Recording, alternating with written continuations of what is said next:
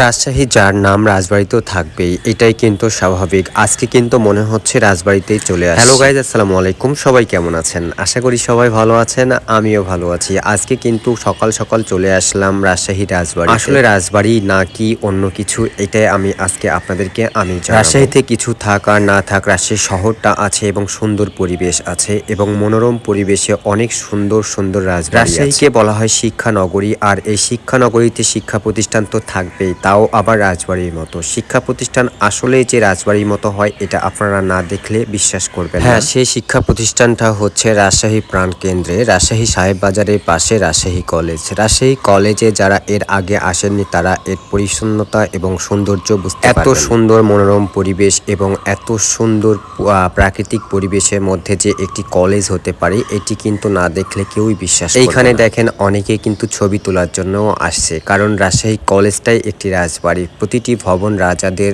আদলে তৈরি করা হয়েছে। জানা গেছে এটি ব্রিটিশ আমলে তৈরি হয়েছে, এই জন্যই এত সুন্দর সুন্দর ভবন তারা তৈরি করতে পেরেছে। আমার তো মনে হচ্ছিল রাজশাহী কলেজে আসার পরে এইখান থেকে না বের আর হয়ে, কারণ এইখানেই থেকে যায় কিছুটা টাইম। এখন এই পারে দেখতে পাচ্ছি একটি পুকুরটার চারিপাশে কিন্তু বসার জায়গা আছে, এইখানে স্টুডেন্টরা অবসর টাইম পার করতে পারে। এত সুন্দর একটি পদ্মপুকুর না দেখলে আপনারা মিস করবেন। এইখানে দেখতে পাচ্ছেন বিএনসিসি ভবন, এইখানে কিন্তু বিএনসিসি প্রশিক্ষণ করানো হয় স্টুডেন্টদের। আমি আসলে কলেজের মধ্যে বসে বসে ভয়েস দিচ্ছিলাম, এজন্য পাখির কিচিমিচি আওয়াজটাও শুনতে পাবেন। পাখির কিচিমিচি আওয়াজটা কিন্তু আরো ভালো লাগছিল আমার। এই তো দেখতে পাচ্ছেন পদ্মপুকুরের কাছে চলে আসছি। আমার ক্যামেরাটা পুরোপুরি নিতে পারলো না পদ্মপুকুরের সাইনবোর্ডটা, এই জন্য আমি আন্তরিকভাবে দুঃখ প্রকাশ করছি। পদ্মপুকুরটা দেখতে কিন্তু আমার খুবই ভালো লাগছিল, এই জন্য কিন্তু বারবার এইটার ভিডিও করার চেষ্টা করছিলাম আমি। এই সাইডে দেখতে পাচ্ছি রবীন্দ্র এবং নজরুল, তার পাশে কিন্তু দেখতে পাবেন ফুলার ভবন। ফুলার ভবনটাও কিন্তু একটি রাজবাড়ির মতোই দেখতে। এক কথায় রাজবাড়ির ভিতরে ঢুকলে যে বিভিন্ন ধরনের ভবন থাকে, সবকিছু মিলেই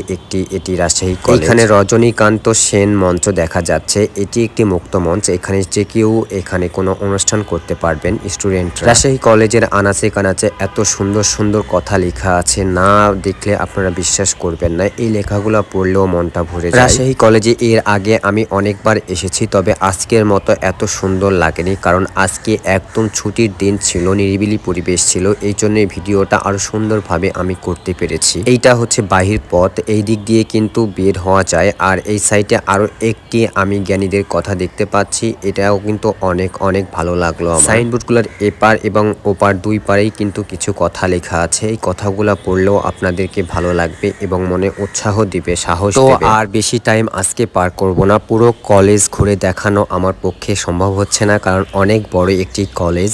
আর এই কলেজে যারা আসবেন তারা পুরোপুরি দেখার জন্য কিছুটা টাইম নিয়ে আসবেন, তাহলে আপনাদের ভালো। তো গাইজ, আসসালামু আলাইকুম। সবাই ভালো থাকবেন, সুস্থ থাকবেন, আমার জন্য দোয়া করবেন।